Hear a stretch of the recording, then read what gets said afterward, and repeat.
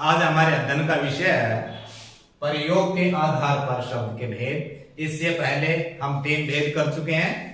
पहला भेद हमने किया था अर्थ के आधार पर शब्द का भेद, दूसरा स्रोत के आधार पर शब्द का भेद, तीसरा किया था हमने व्युत्पत्ति के आधार पर शब्द भेद। आज हम करेंगे प्रयोग के आधार पर शब्द भेद। प्रयोग के आधार पर शब्द के 2 भेद होते हैं। पहला भेद है विकारी शब्द और दूसरा है अविकारी शब्द। प्रयोग के आधार पर ये शब्द के 2 भेद हैं। विकारी शब्द, विकार में दोष, परिवर्तन, बदलाव, वे शब्द जिनमें बदलाव हो जाता है विकारी शब्द कहलाते हैं। अविकारी शब्द जिनमें परिवर्तन नहीं होता है। इन दोनों प्रकार के शब्दों को हम उदाहरण के द्वारा समझेंगे। देखिए, उससे हम अच्छी तरह समझ पाएंगे। उदाहरण हमने लिखा लड़का जाता है। अब यहां पर हमने इसकी जो परिभाषा लिखी हुई है उसमें लिखा है कि वचन कारक आदि के कारण, लिंग वचन कारक आदि के कारण जिन शब्दों में परिवर्तन हो जाता है वो शब्द कौन से शब्द कहलाते हैं? विकारी शब्द कहलाते हैं। विकार का मतलब ही परिवर्तन है, दोष जिसे कहा जाता है। तो देखिए यहां पर हमने ये वाक्य लिखा, इसमें ये शब्द हमने प्रयोग किए। अब लड़का शब्द हम कहेंगे भाई लड़का शब्द कैसे बदलेगा? यहां से बदलेगा जी, हमने क्या लिखा? लिंग। ठीक है जी, लड़के का क्या लिंग है? पुल्लिंग। अब जो लड़का शब्द है उसको हम स्त्रीलिंग में बदलते हैं, क्या बनेगा? हाँ, लड़की। लड़की बन गया ना, देखो जी ये लड़की बन गया। इसका मतलब ये विकारी शब्द है क्योंकि इसमें परिवर्तन संभव है। लड़का का लड़की। आप इधर बताइए। हाँ बिल्कुल ठीक, यहां पे क्या बताया आपने? लड़की जाती है। ये भी बदल गया और ये भी बदल गया। किसके कारण? लिंग के कारण। यहां पे दी नहीं ना, लिंग वचन कारक आदि के कारण जिन शब्दों में बदलाव आ जाता है, परिवर्तित हो जाता है, जिनका रूप बदल जाता है, वो शब्द विकारी शब्द कहलाते हैं। लड़का शब्द है, उसका बहुवचन बना लीजिए, लड़के जाते हैं, लड़कियां जाती हैं, बन गया ना। तो ये शब्द परिवर्तित हो जाते हैं, परिवर्तनशील, इनका रूप बदल जाता है। तो ये विकारी शब्द हैं।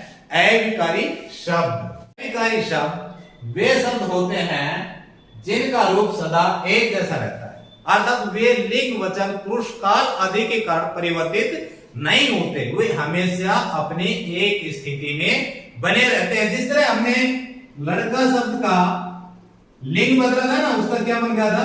लड़की।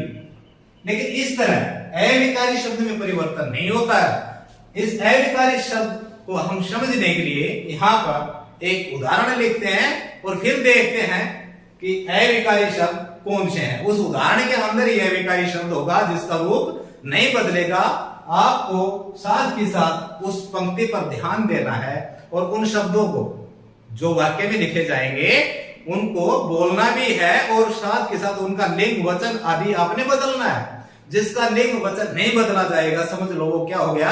अविकारी शब्द। जैसे यहां पर हम यही लिख देते हैं, लड़का धीरे धीरे चलता है।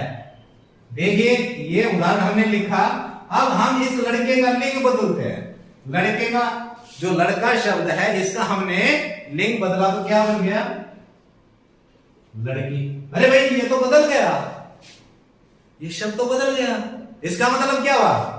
ये तो विकारी है, अविकारी नहीं है। आगे देखिए, धीरे धीरे, ये तो नहीं बदला, ये तो जो ऊपर लिखा था उसी तरह से नीचे लिखा हुआ है। इसका मतलब जो नहीं बदला वो क्या हो गया जी? अविकारी शब्द हो गया। इधर देखिए, चलता की जगह क्या हो गया? चलती है। तो जो शब्द बदल गया वो क्या हो गया? विकारी। जो नहीं बदला वो क्या है? अविकारी शब्द। ये शब्द हमारे क्या है? विकारी। और ये शब्द क्या है? अविकारी।